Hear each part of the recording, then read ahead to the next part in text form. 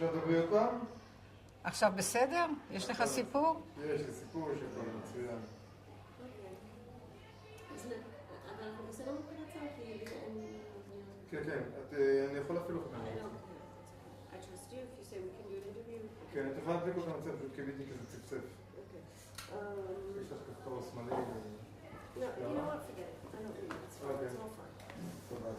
את היית מאיזושהי סיבה צריכה גם לראיין את אורה איתי או לא? לא? אוקיי, אז אנחנו רצים? כן. אז קודם כל, אם את יכולה להגיד לי את השם שלך, מאיפה את? כמו שהתחלנו בחוצה. שמי חיה מלכה נתנזון, אני ילידת ירושלים, ואני עדיין תושבת ירושלים. איך המשפחה שלך הגיעה לירושלים לעיר העתיקה? המשפחה שלי, זאת אומרת, המקור שלי זה זוג ההורים שלי, זוג הסבא וסבתא שלי, הסבא שלי היה, מצד אמא שלי היה רוסי, ומצד אמא שלי היה בולגרי, ומצד סבא שלי היה רוסי.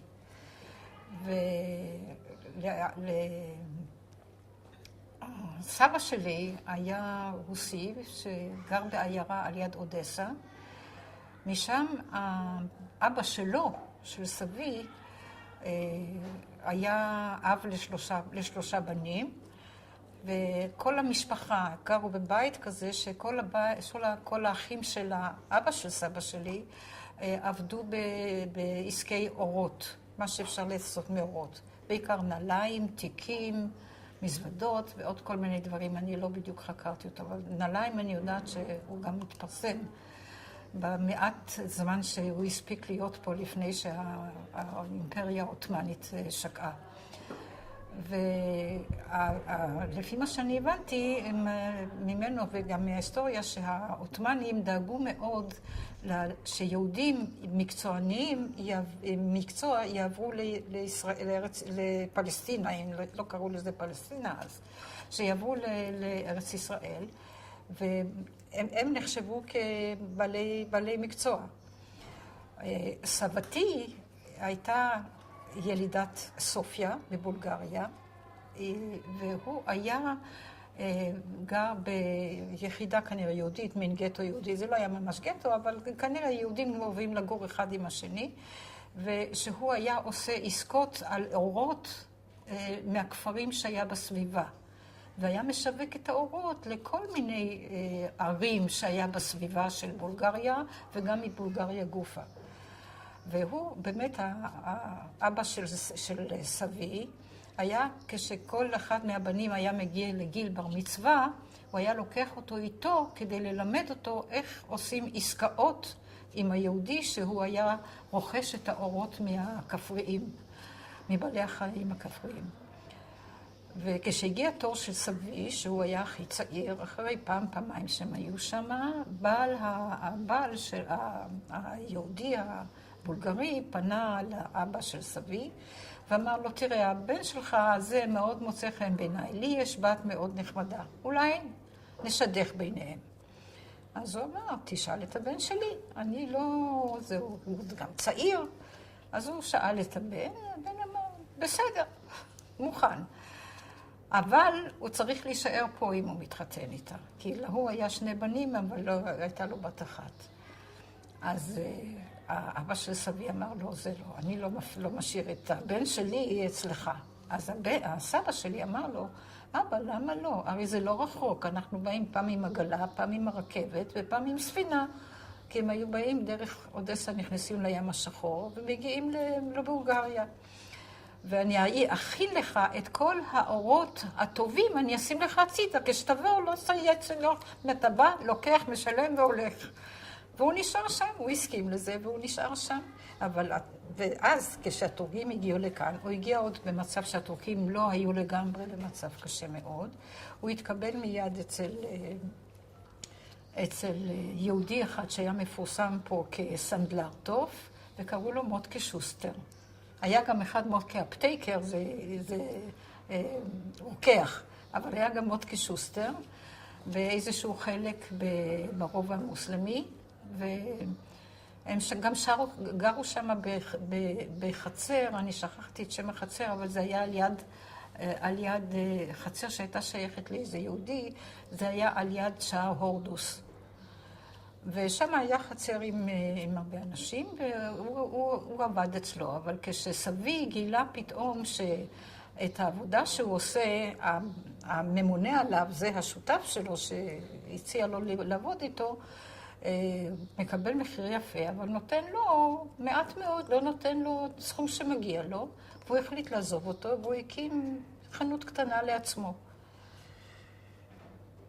לא עבר זמן רב, לא עברו הרבה שנים, בשנים בודדות, והמצב התחיל להיות נורא קשה, כי האימפריה העות'מאנית הלכה וגבעה, ולא היה במה להתפרנס. בבית היו 6 ילדים, לא היה במה להתפרנס. האמא שלי, כשהם עלו ארצה, הייתה הבת השלישית שלהם. כבת שלישית היא הייתה בסך הכל בת 3 חודשים כשהגיעו ארצה.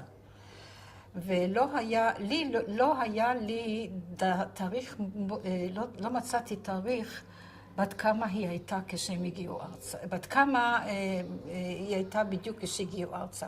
כי היה כתוב שהם הגיעו בשנה מסוימת, שזה יכול היה להיות שזה תחילת שנה, זה היה דצמבר או ינואר, אני לא זוכרת, זה יכול להיות סוף, נדמה לי שזה היה דצמבר. יכול היה להיות גם סוף של שנה. את זוכרת איזה שנה? אני לא יודעת, אני לא ידעתי, אני לא יכולתי, איך אני זוכרת?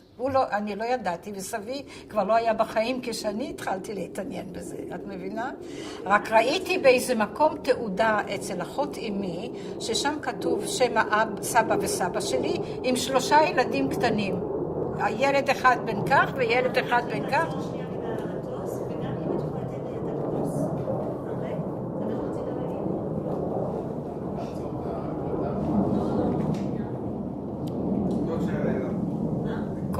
כל האווירונים וכל הרמקולים זה... הם עושים תרגילים. זה יכול גם להיות של זרים שיש להם רשות לעבור בישראל, לא? לא, זה הכנת המלחמה שתהיה בחודש. מה? חס ושלום. חס ושלום. לא צריך לדבר על דברים כאלה, כאילו... פותחים פה לסרטן. שום דבר שלא קרה, לא קרה, אפשר לשנות את זה. לא, זה כבר קרה, זה מוכנים. אני לא מוכנה. תגיד לנו שאפשר את זה, אנחנו מדברים רק דברים אופטיים ואנחנו בעד. סבבה. שיהיה טוב. כן, ואז היה מצב גרוע. כן. אני לא יודעת מתי אפשר להתחיל, אפשר? שנייה קטנה. בסדר, אפשר. אוקיי, אם את יכולה להגיד לי עוד פעם התעודה שאת מצאת.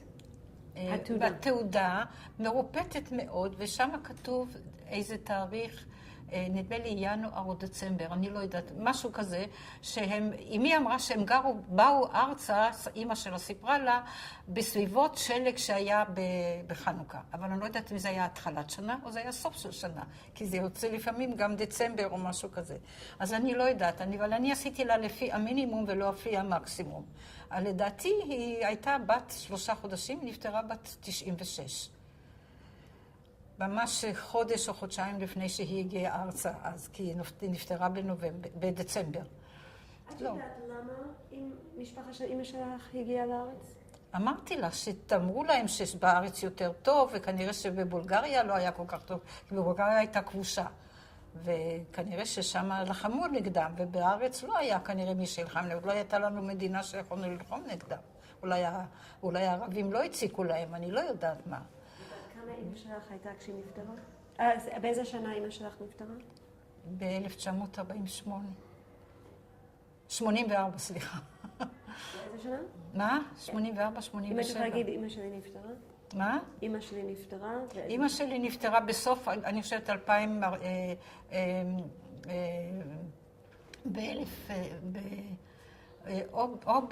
היא נפטרה זה היה דצמבר, לא, מתי חנוכה? חנוכה זה בדצמבר או חלק... היא נפטרה בדצמבר 2007. 2007. כן. אוקיי, האם...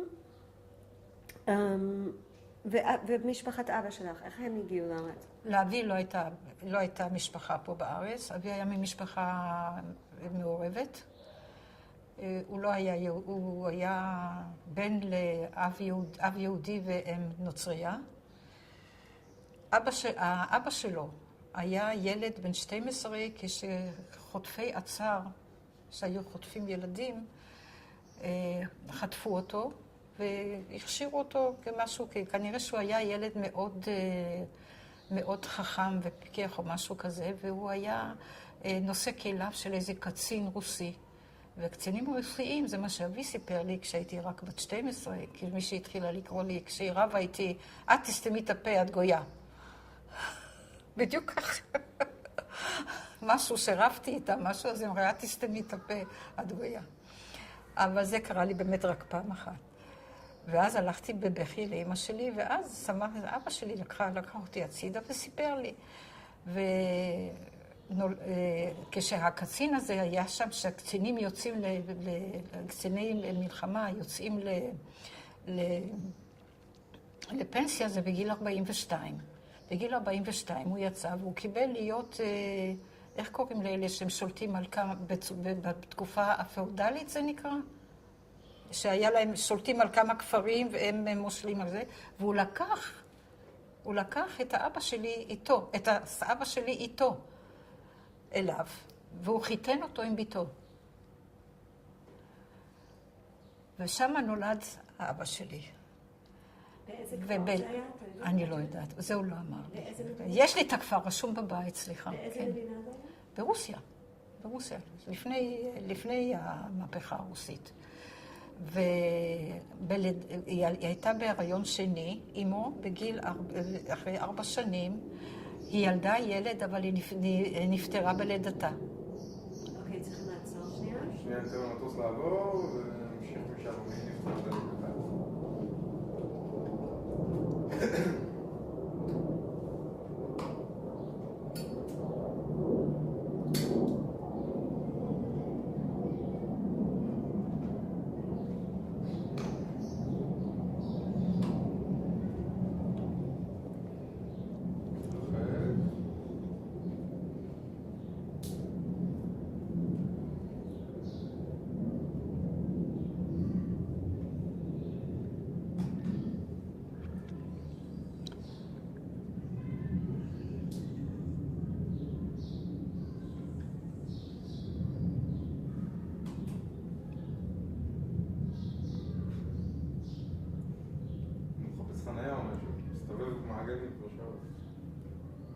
אוקיי, הנה מתרחק. רגע, עוד 5 שניות. 4, נו. שלא יחזור.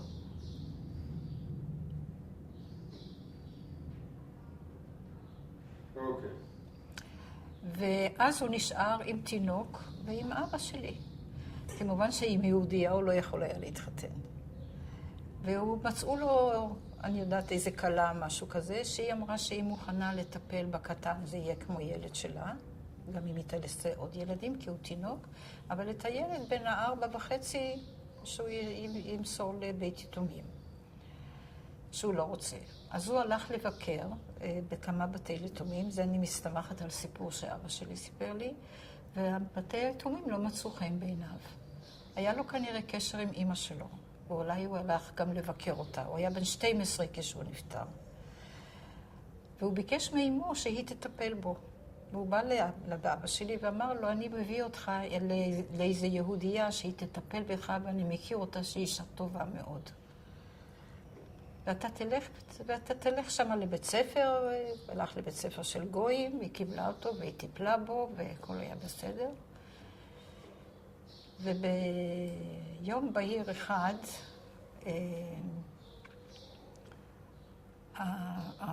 האבא שלי הולך לסבתא הזאת, היא קוראה לה בבושקה. הולך אליה ואומר לה, תגידי, איך אפשר להיות יהודי? אז היא אומרת לו, בשביל מה אתה צריך להיות יהודי? לא טוב לך, יש לך בית ספר.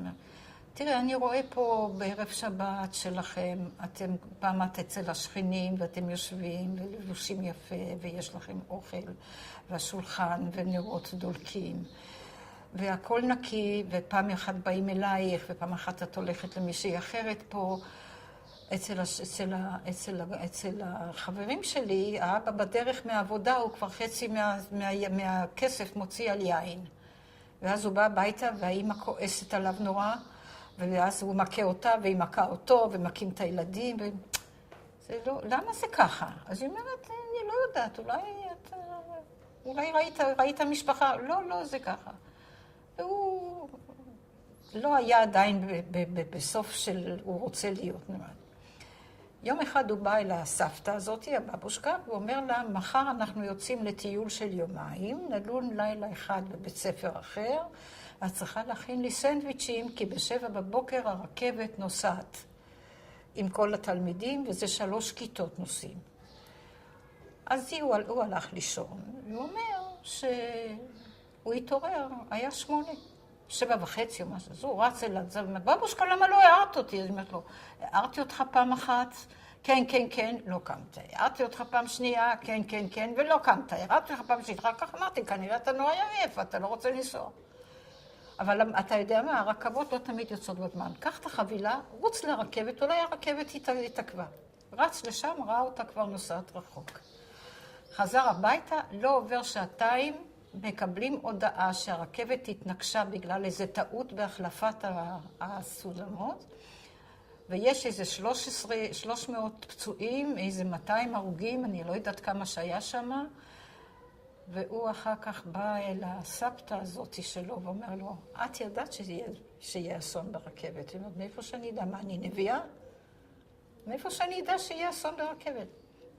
הוא לא ידע פירוט, ואני גם כן לא יודעת פירוט. מאז הוא התחיל לנדנד לה שהוא רוצה להיות יהודי. מאז הוא התחיל, והיא הייתה כנראה באמת מאוד, בכל זאת זה היה הנכד שלה, את מבינה? והיא הלכה לרבי של העיירה, ואמרה לו שתראה, כך וכך וכך קורה, מה אני עושה? אני אומרת לו שלא כדאי לו, תראה, רודפים יהודים, כי היו שם כמה, הוא ראה פעם, איך שפתאום מגרשים מישהו מהבית, לא היה לו לשלם או משהו, אז עם הילדים מגרשים אותם על חוף הים, והיו שם עלנים בין האבנים. ואז הרבי אומר לה, את יודעת מה? אני אתן לך פתק, תלכי לרבי מבויאן ותספרי לו את הסיפור. היא הלכה לרבי מבויאן, שזה היה כנראה לא רחוק, אני חושבת שזה היה על גבול אוקראינה משהו, אני לא יודעת. לא, הוא אמר לי, לא אוקראינה, אמר לי משהו אחר. והוא ביקש שהיא תביא את הילד, הוא רוצה לראיין אותו. אז היא הלכה, הביאה את הילד, הוא ראיין אותו, אמר לו בסדר. אבל הוא צריך להיות פה גם בפנימייה, הוא לא נוסע ברכבת הביתה. הוא נכנס, הוא למד שם 2 הכל, למד הכל 2, הוא היה כבר בן 20, אני חושבת, או משהו כזה. הוא למד הכל, וכשהוא גמר לי את הלימודים, רק אחרי שהוא גמר את הלימודים, והוא נבחן כשהוא יהודי. רגע, סליחה. ממש מסנצל. בסדר, זה לא אשמתך, אתה לא הבאת אותו. אפשר קצת מים? אתה רוצה קצת מים? רוצה מים? זמן בטוח, רוצה מים?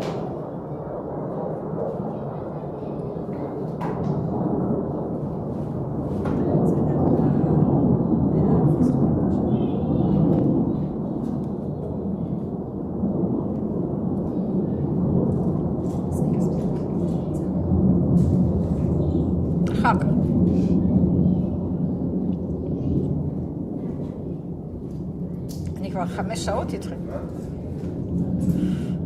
אנחנו מאמינים אותך בשם.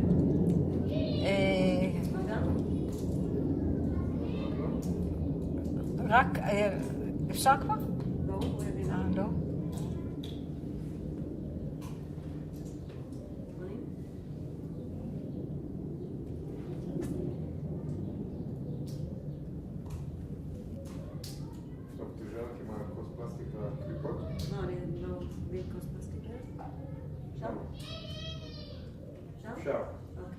רק כשהוא נבחן על ידי הרבי שהוא יהודי, הוא נימול.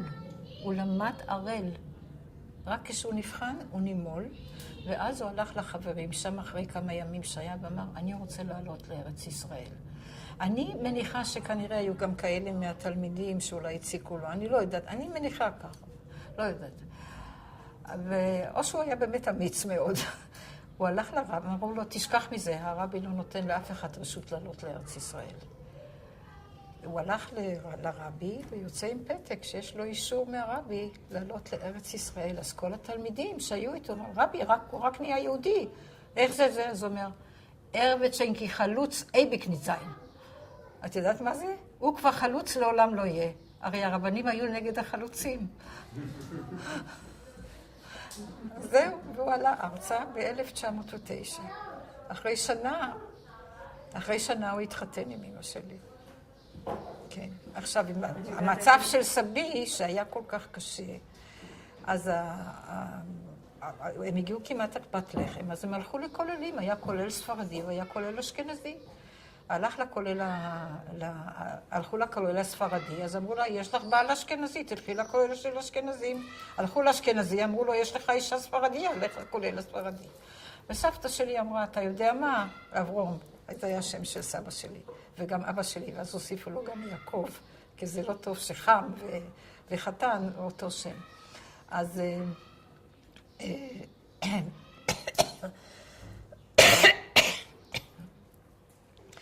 ואז, איפה היינו? שכל אחד שלח לכל השני. כן, אז סבתא שלי אמרה, אתה יודע מה? אתה תיקח 3 ילדים, אני אקח 3 ילדים. אתה הולך לזהו ואומר, שם אתה ישן, כי אין לך מה לאכול. ואין לך מה לשתות. ואני אלך לזה של הספרדי, כי אין מה לאכול ואין מה לשתות. ושם נמות. נגיד להם את זה, והם ככה החליטו שהם יעשו. הם לא ילכו לקבץ נדבות, ילכו כקהילה שמקבלת תרומות מארצות מאירופה ומזרח אירופה, שמגיע גם להם איזה איתו, לא רצו לתת להם, כי היה נחשב בעל מקצוע. את מבינה? אז החליטו, עשו כנראה ביניהם 2 הכוללים, והחליטו שחודש אחד, כולל אחד נותן את המזון ואת מה שצריך לעזור, וחודש אחד השני נותן. ואז ככה, איך שהם סחבו את הכל עצור, ואחרי באמת מלחמת כניסת הבריטים, הסבא שלי התאושש, היה לו כבר גם בן, הוא לימד אותו גם כן, הוא לימד בבית ספר המקצועי, יש בית ספר מקצועי בקטמון, איך קוראים לו? משהו אילן, נכון? נכון, אתם מכירים? לא נווה אילן, זה יש בית ספר מקצועי. הוא לימד גם שם, הדוד שלי, אח של אמא שלי, לימד שם סנדלרות. כן. אז את בעצם רבע ספרדיה. אני רבע ספרדיה. מאיזה מדינה? מה? את רבע ספרדיה מאיזה מדינה? מבולגריה. מה זאת אומרת מאיזה מדינה? אפשר להגיד שאני רבע ספרדיה וחצי רוסיה. חצי גויה אולי. אני יודעת, אם מישהי קרא לי גויה. רבע גויה. מה? רבע. גם כבר לא. כן. אחרי שמישהו גר, אסור להזכיר את זה. זה אסור מהתורה. זה הולך להיות לנו עוד פעם מטות. אז כאילו יש רוסי, והסבא שלך? מה? סבא שלך מצד אימא מאיפה? מצד אימא? רוסיה? היא הייתה הבת של המפקד שלו. כשהיא הלכה לרשום אותו, אבא שלי סיפר לי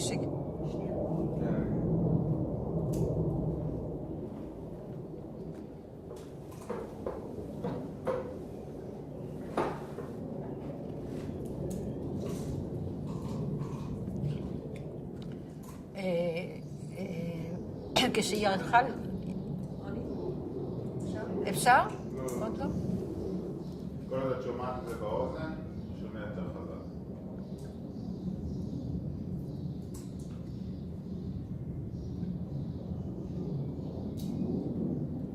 יש לי טלפון בבית, אל תקליט את זה. לא. יש לי טלפון... הוא מקליט כבר? כאילו, המצלמה רצה.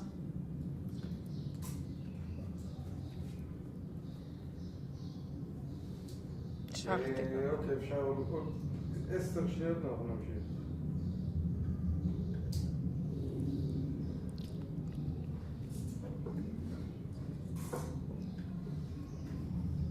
ברוך כי זה טייסות, זה כמה מטוסים ברצף. אוקיי.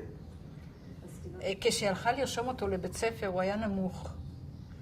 וכשהיא הלכה לרשום אותו... מי זה היא? מה? מי זה היא ומי זה הוא? כן, אני לא יודעת, אבל שזה בגיל של כולם הולכים לבית ספר. לא, השאלה, אתה אמרת שהיא הלכה. היא לקחה אותו... מי זה היא? הסבתא, איפה שהוא היה. כי הוא היה צריך, של אבא שלי, היא הייתה צריכה לרשום אותו לבית ספר. אז כשהוא עלה, היא הלכה לרשום אותו לבית ספר של הגויים. אז לא, אמרו לו, בן כמה הוא? הוא בן 4. אז היא אמרה, לא, הוא לא בן 4, הוא כבר הרבה יותר מ4, הוא יכול להיכנס כבר לכיתה. אמרו, לא, תראי, הוא קטן. אז היא הייתה נותנת לו, היא הייתה מגדלת בשביל האוכלוסייה אבזים. והוא היה יוצא לראות את האבזים בשדה. והיא כנראה גם ידעה קרוא וכתוב. הוא אמר לי שהרבה יהודיות בסביבה שהוא היה גר שם, לא ידעו קרוא וכתוב. ידעו לקרוא מפני שלמדו את האלף בית או משהו כזה בתפילות, או למדו את התפילות בעל פה, אבל לא ידעו קרוא וכתוב. אחרי שנה היא באה עוד פעם לרשום אותו, הוא היה בכיתה ב', בכיתה א' חודשיים, ואחרי חודשיים העבירו אותו לכיתה ב'. סבא, רק דבר אחרון על הסבים, סבא של אמא שלך. אבא של אמא שלך, מאיפה הוא היה? אבא שלי מרוסיה. אמרתי לך שהוא היה מרוסיה באיזה עיירה ליד אודסה, אבל אני לא יודעת. אוקיי.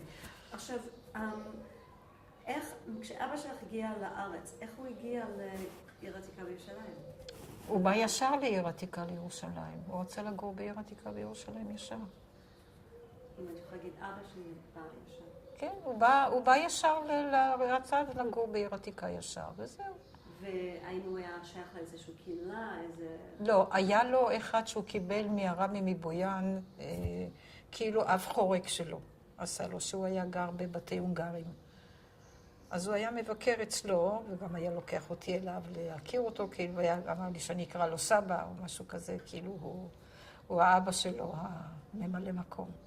אם את יכולה רק להגיד, אבא שלי היה, כאילו אבא שלי התחבר לרב מי, אם את יכולה להגיד?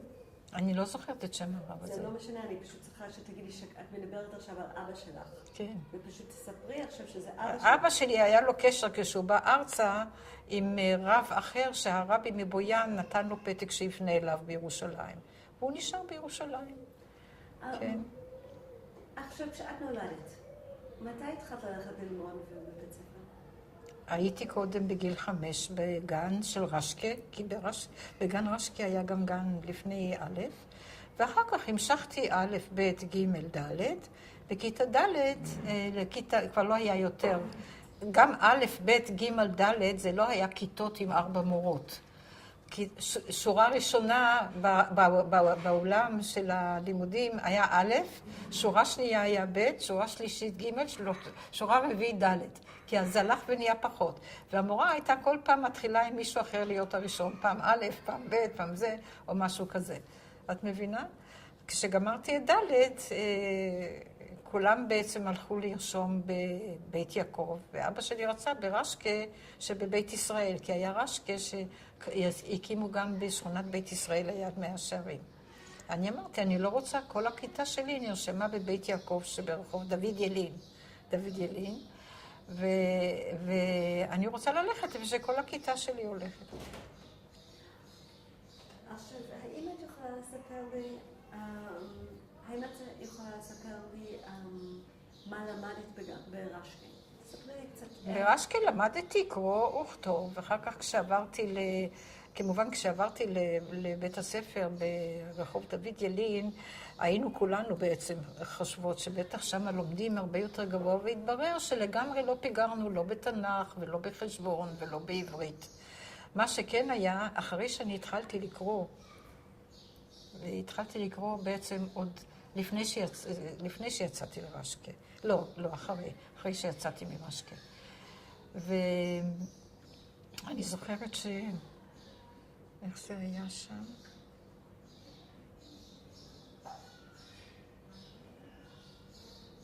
פתאום בא לי 2 דברים, ואני שכחתי את שניהם, מפני שזה התנגש. אז אם את יכולה לספר לנו קצת יותר...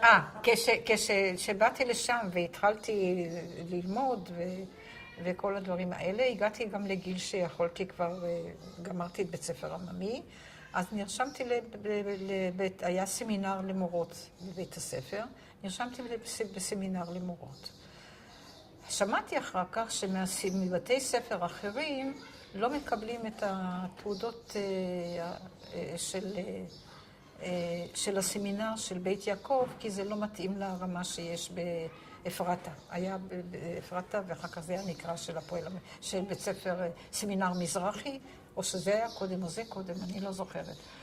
ואבא שלי בשום אופן לא הסכים שאני עמד שם, זה לא מספיק דתי בשבילו. אז לא, ביחד עם זה התחיל להיות לי הסיפור הזה שאמרתי לך עם הבת דודה שלי, שכל דבר שאימא שלי קנתה לי סמלה קנתה בת כדי שאחותה תגזור לה סמלה, אז היא הייתה קונה בת גם בשביל הבת של אחותה, כי לא היה לה כסף לשלם בשביל הסמלה. אני ביקשתי, אז אני זוכרת מאבא שלי שייתן לי כסף ללמוד לתפור. וכי רציתי לתפור לעצמי. אז גיליתי שם באמת דבר נוסף על עצמי, שאני בכלל חשבתי שזה אצל כל אדם, וזה לא היה.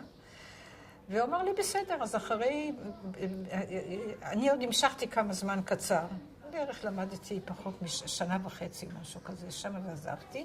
והתחלתי ללמוד, אמרתי, גם אם אני צריך להתפרנס, גם אבא שלי אמר, תתפרנסי מתפירה. זה לא היה דבר כל כך נורא. אמרתי, בסדר. אז אם אני אתפרנס טוב, אני אוכל ללכת לבדי לסמינר מזרחי, בלי לבקש מאבא שלי, כמו שעשיתי עם הספריות.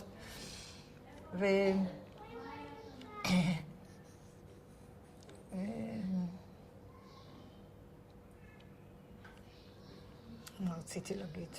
בתפירה. והמשפחה שלי. לא, אז נרשמתי, לא עוד למדתי אז, ונרשמתי לשיעורים אחר הצהריים. מישהי אמרה לי, ישנה אחת שקוראים לה, לא זוכרת, הייתה מאוד מפורסמת, והיו לה שיעורים שהייתה נותנת גם בבוקר, גם אחר הצהריים. אז הלכתי אליה, שאלתי כמה צריכה לשלם, אז אמרתי, אבא שלי מיד נתן לי, כי יהיה לי מקצוע להתפרנס כשנגדל, ואני הלכתי ללמוד אצלה זה, ואצלה היה שולחן תפירה, והיה אצלה שולחן גדול כזה, צמוד לקיר, ועל השולחן הזה שמנו קודם נייר לצייר, ואמרה לנו איך למדוד ואיך לצייר את המידות של כל אחד, ואחר כך איך לגזור את הבד. אז היה לה כזה בד דק, דק, דק, לנסות קודם בהתחלה אם אנחנו גוזרים ישר. ואני גזרתי, וחשבתי גזרי מצד שני, וגזרתי מצד שני, והיא אומרת לי, מה זה, את גוזרת בשתי הידיים? אמרת לה, מה זאת אומרת? את לא גוזרת בשתי הידיים? אמרת, לא, רק בימין. אז היא אומרת, זה לא אצל כולם ככה בשתי הידיים? אני לא ידעתי. אותו דבר היה לי כששיחקתי כדור, אני שיחקתי בשתי הרגליים. לא היה לי הבדל בין אחת לשנייה. אז זה היה תגלית חדשה. למדתי באמת לתפור. באיזה גיל הלכת לבית ספר הזה וכמה שעות ביום? זה היה, נדמה לי, 2 ביום, משהו כזה. כי זה הרבה לדבר והרבה שמות. אחר כך עבדתי תקופה מסוימת אצל אחת מהתופרות הגדולות בירושלים. באיזה גיל למדת ובאיזה גיל התחלת? אני חושבת שהייתי 12, משהו כזה. שמה? שלמדתי, התחלתי ללמוד. ואז עזבתי גם את בית ספר, כי שמעתי שלא מתקבלות מורות שגומרות את הזה ולא רציתי להמשיך. שבבתי ספר, לא רציתי להיות מורה בבית יעקב. בבית יעקב, את מבינה? ואחר כך התחיל העניין של המחתרות. לפני המחתרות, את עבדת בתפירה, זה היה בעיר עתיקה או? בעיר עתיקה אני עבדתי אבל לדברים קטנים. לא היו אנשים שבאו לגזור להם בשמלות חדשות. תעשי לי מכפלת, תקני לי, תקצרי, זה ארוך מדי או משהו, דברים כאלה קטנים. לא ממש. אבל אני הייתי מכורה לספרים, לא היה לי מספיק עבודה. אז היא אמרה לי פעם, אני לא נותנת לך יותר כל יום ספר, זה לא בא בחשבון. לא בא בחשבון, אני אומרת לה, אבל אני גומרת מהר את הספרים, זה מעניין אותי, אז אני לא... אז היא אומרת לי, לא, זה לא בא. 3 פעמים בשבוע, אני אתן לך ביום חמישי 2 ספרים שיהיה לך גם לשבת. זה הכל. יום ראשון ויום שלישי, וביום חמישי את תקבלי 2 ספרים שיהיה לך גם לשבת. את מבינה? וכמה זמן עבדת?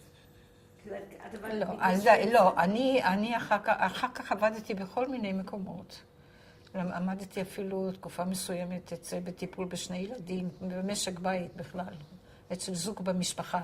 שאמרו, את מחפשת הרי עבודה, אז בואי תעבדי פה, אנחנו נשלם לך בזה. אחר כך עבדתי אצל אחד שדווקא את העבודה הזאת אהבתי. פעם לפני, בשנה שאני הייתי בחורה, היו עושים מהסמלה כפתורים וגם חגורות. מאותו הבד, את מכירה את התקופה? לא? מאותו בד היו עושים גם כזה עם חגורות, ואת צריכה גם להכניס את החורים וזה. הלכתי לאחד, וזה נורא מצא חן בעיניי, זה היה נראה לי כמו מפעל מיוחד. ועבדתי אצלו איזה שנתיים או משהו כזה. היה מאוד, מאוד נחמד. ואז התחיל העניין עם המחתרת. איך התחיל העניין עם המחתרת? היה לי מחזר בעיר עתיקה, והוא אמר לי שהוא נמצא במחתרת זאת וזאתי. הוא היה די חבר עם אמא שלי ועם אחות אמי. האמא שלו הייתה חברה. רגע, איך היה לך לחזר? מה? איך היה? מאיפה הוא היה? שכן. שכן. אפילו כשעוד הלכתי לבית יעקב, היה לו אופניים. אבא שלו קנה לו אופניים. אבא שלו היה קצב. הוא הרוויח יפה. הם גרו בעיר עתיקה, הם כמה דורות כבר היו בארץ. אחת מאחיותיו התחתנה עם הבן של קדיש לוז. היא נפטרה רק לפני חודשיים. היינו בקשר. והוא סיפר לי על הסיפור הזה שהוא נכנס לאצ"ל, שאני לא אספר לאף אחד. סיפר לי גם כשהוא יצא לקורס של מפקדים בבנימין הזה היה שם, איך קוראים למוזיאון היום? על שם רזיאל נדמה לי, נכון? אז שם היה, במקום הזה, זה היה שם איזה טירה חצי ארוסה. שם היו עושים גם את כל התרגולים בכל מיני רכבות.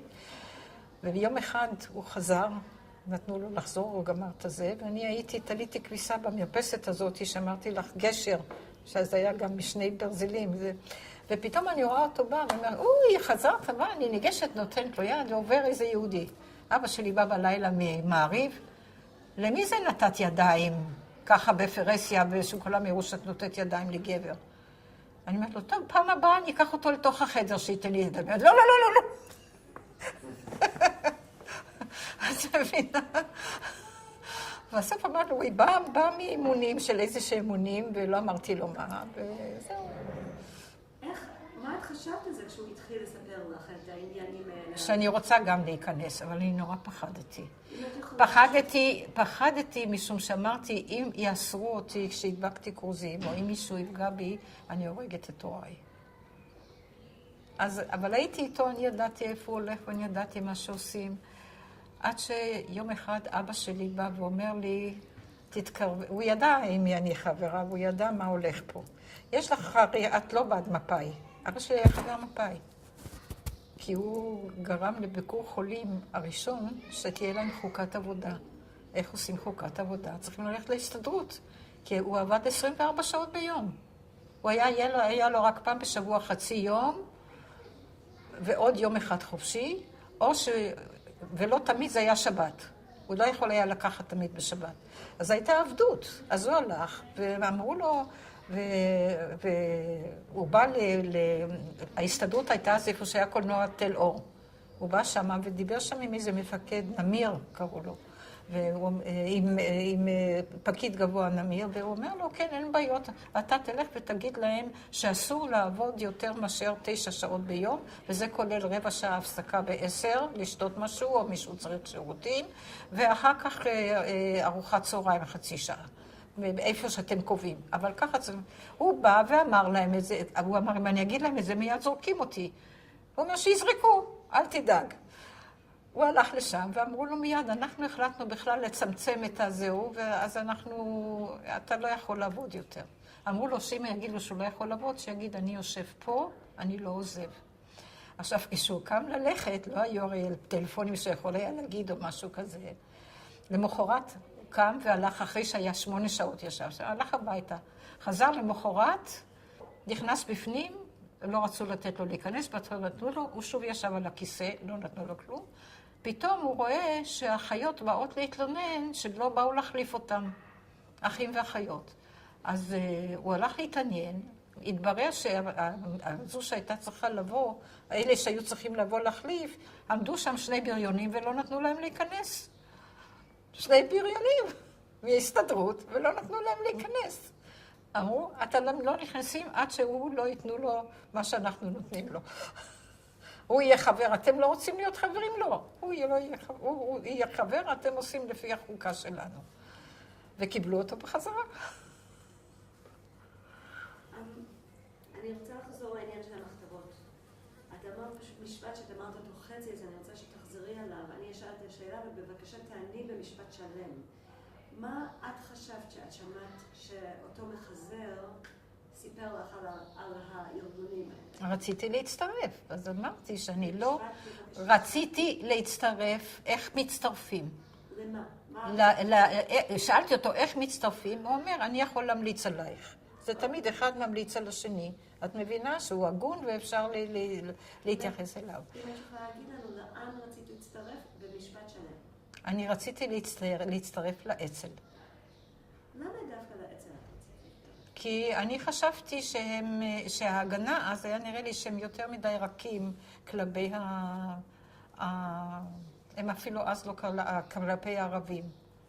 וחוץ מזה הם גם היו יותר...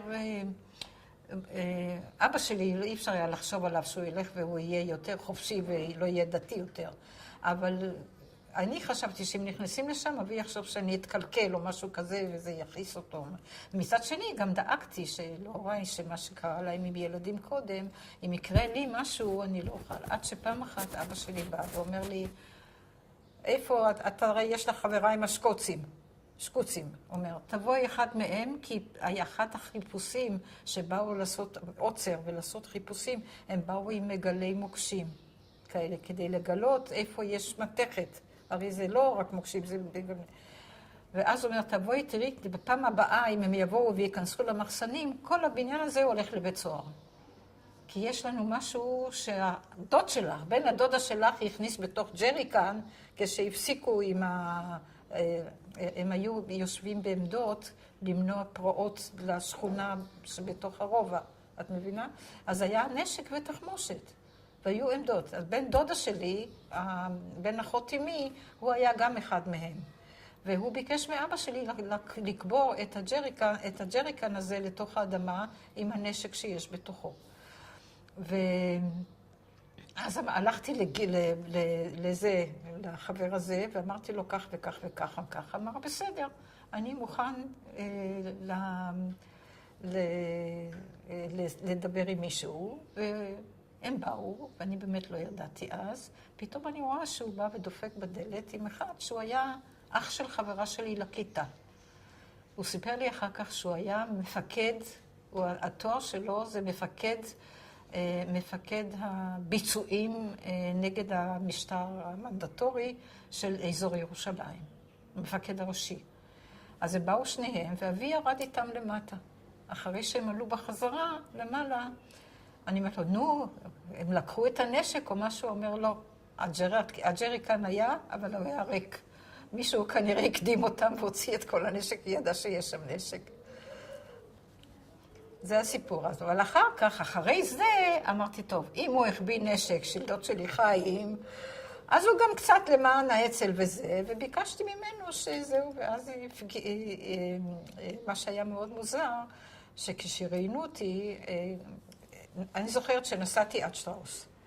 ובשטראוס, עד רחוב שטראוס, ברחוב שטראוס שמו לי משהו על העיניים, לא לראות, והביאו אותי לאיזה חדר שאני לא יודעת איפה זה היה, כי בחזרה גם הביאו אותי עד הצומת של שטראוס, רחוב יפו.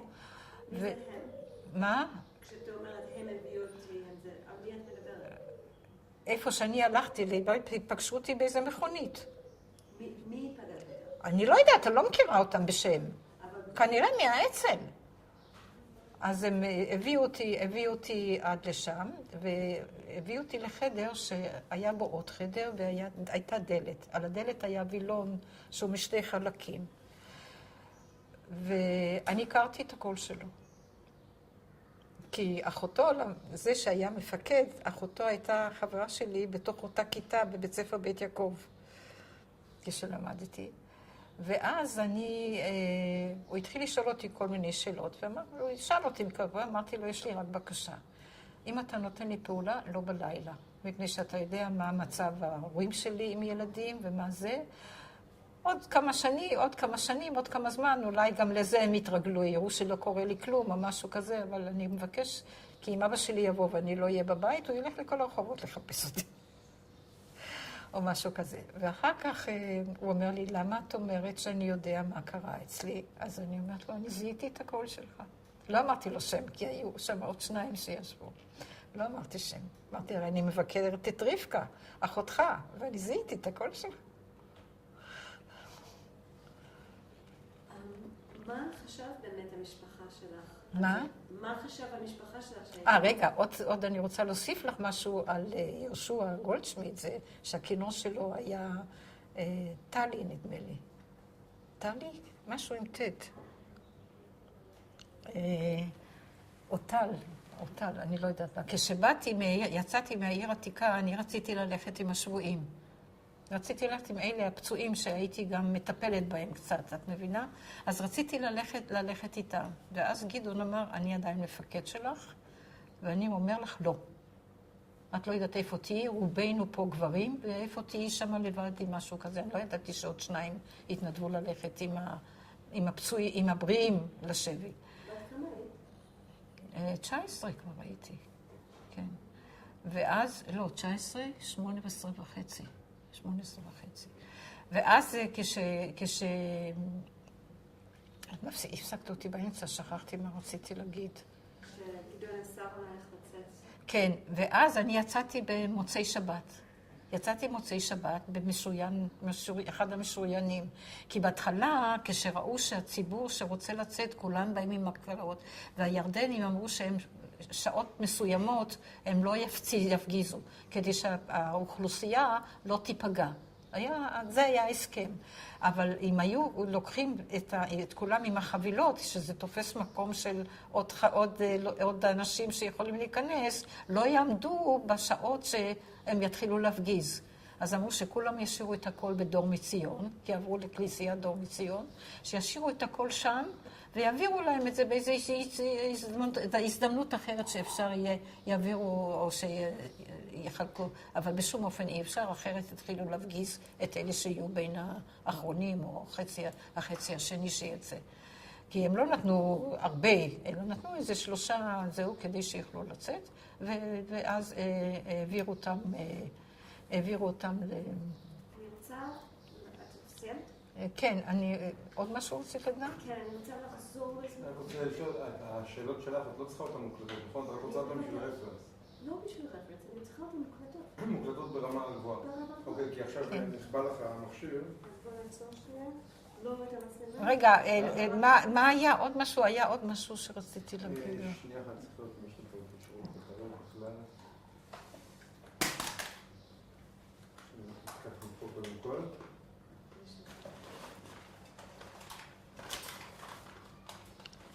אני רוצה להגיד לכם שאתה מקליט עוד? רגע. מה? רגע. יש לך את זה? תביא, נפתח את זה. שנייה אחת קטנה.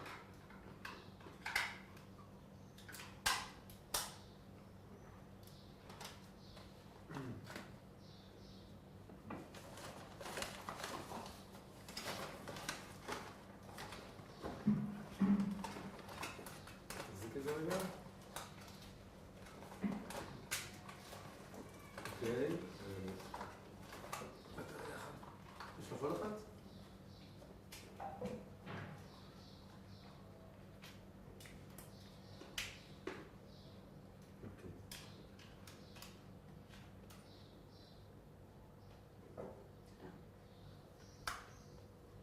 שנייה. דברי. הלו. רגע. עכשיו? הלו. כן. עצרת המצלמה? רגע, מה הייתה השאלה שלך קודם? אני פשוט רוצה לדעת, אני רוצה שאנחנו נחזור לחוויה שכאילו, את סיפרת לי איך גויסת, ואת סיפרת לי לאן הלכת כדי לעשות... לא, ואמרתי לו שאני מאוד מבקשת שיעשה לי אחרת, האבא שלי יהפוך את ירושלים והוא ימצא אותי. את מבינה? אז אני מעדיפה לגמור ולחזור הביתה עם רדת החשיכה.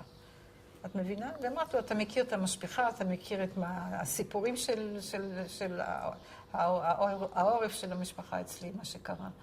אז בעצם לא אמר לי שום דבר, רק מה? פעם אחת המפקדות שבעלה היה בקניה, אסור, שהייתה מפקדת הזמינה אותי ורצתה שאני אהיה, לא, זה היה כשיצאתי כבר מהעיר העתיקה. אז אני עכשיו רוצה שתחזירי ממש להתחלה של הפעילות שלך באצ"ל. איך לימדו אותך? מה... לא לימדו אותי שום דבר. לא לימדו שום דבר, לא עשיתי שום דבר. זה היה קרוב מאוד לזה שהתחיל להיות בעצם המצור. אז אמרתי לכם, אני הייתי אז בשיעור באנגלית בבית ספר ברליץ, ואחרי זה אני הלכתי מיד לעיר העתיקה לאלה שאני יודעת שהם היו באצ"ל. זה שהיה באצ"ל, שהחבר שלי, הוא היה מחוץ לעיר, והוא לא נכנס, כי הוא לא רצה להפסיד ימי עבודה, והוא גם התחיל ללמוד באוניברסיטה משפטים. הוא עבד אצל עורך דין גויטן, עורך דין ידוע שהיה בירושלים, והוא היה פקיד טוב, וגויטן גם יעודד אותו שיעשה את זה. אז הוא לא היה בעיר העתיקה,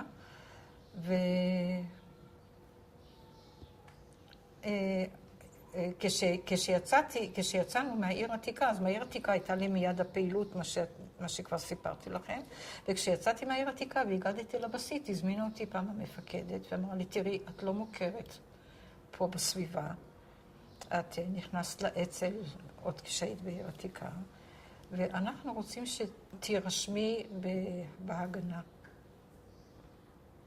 ואז אמרתי, מה זאת אומרת שאני אהיה מרגלת? משהו כזה.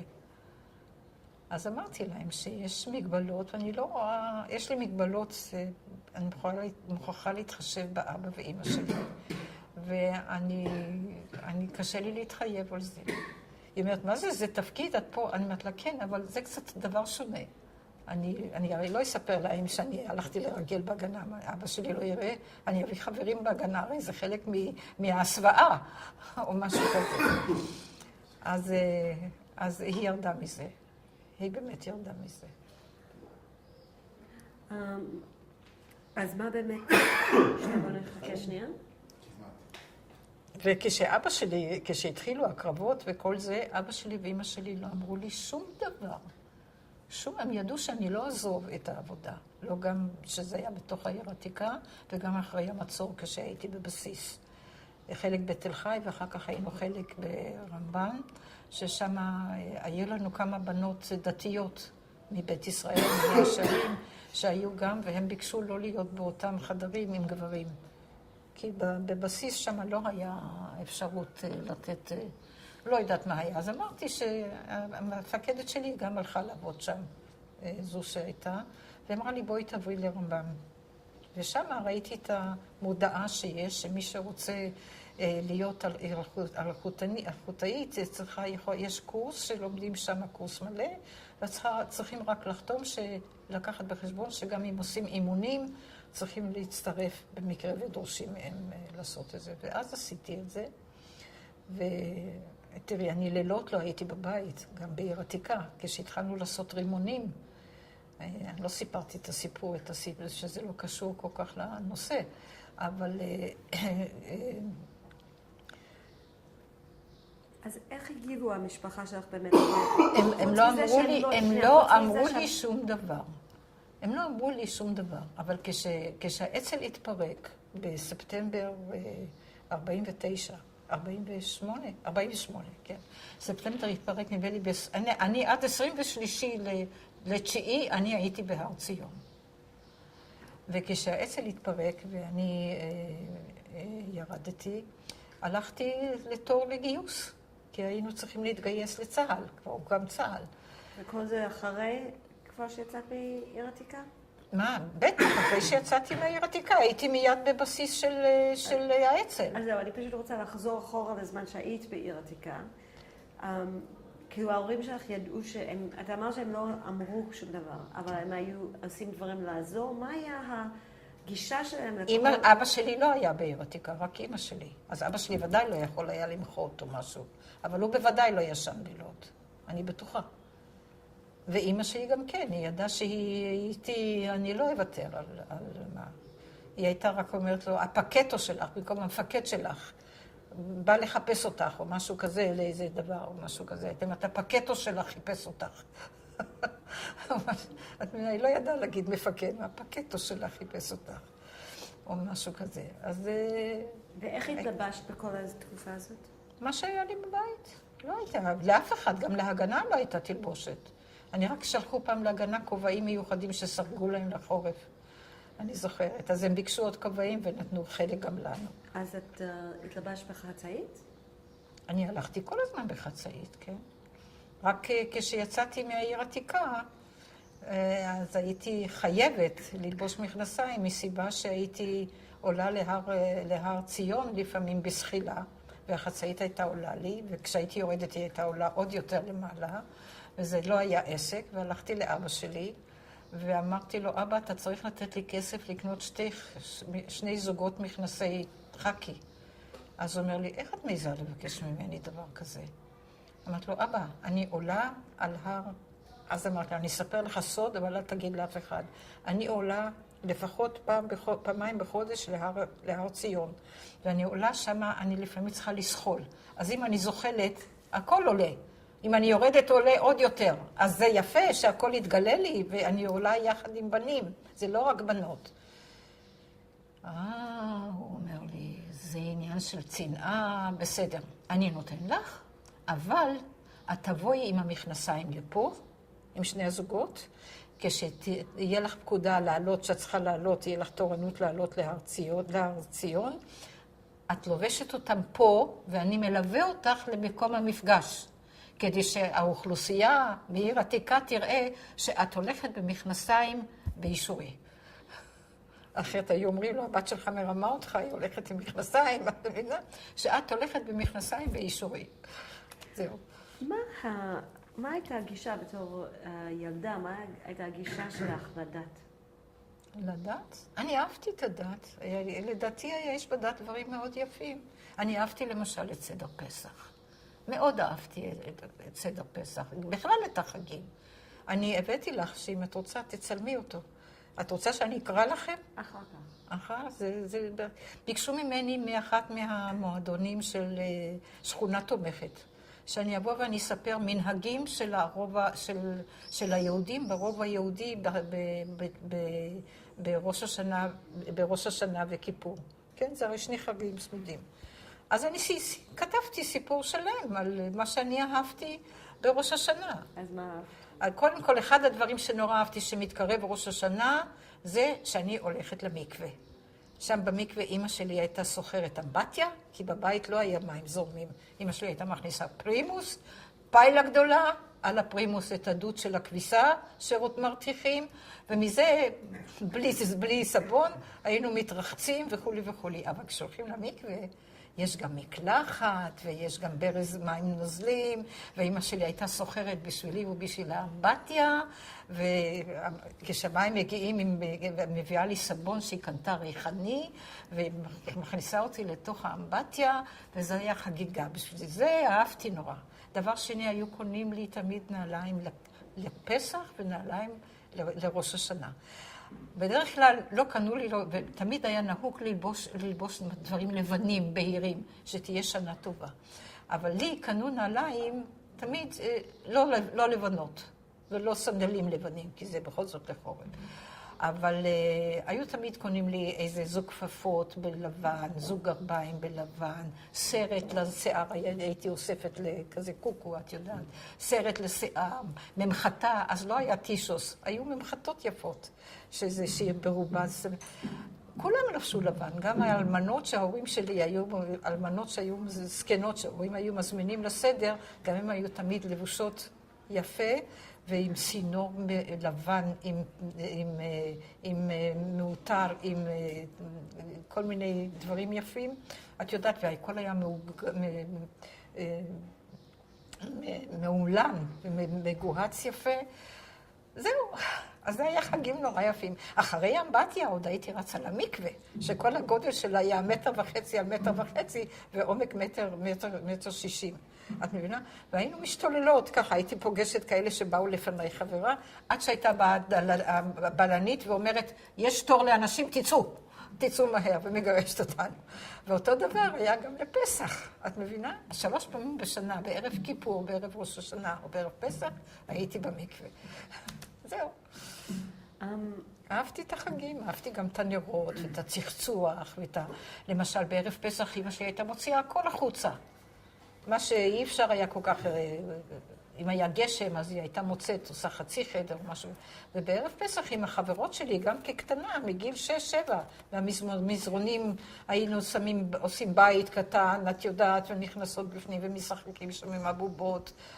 היה מאוד נחמד. אנחנו צריכים לעצור ולהחליף קלטת. אנחנו באמצע דיבור. עוד לא גמרנו? לא, עוד מעט. מה לעשות? את מעניינת. מה? את מעניינת.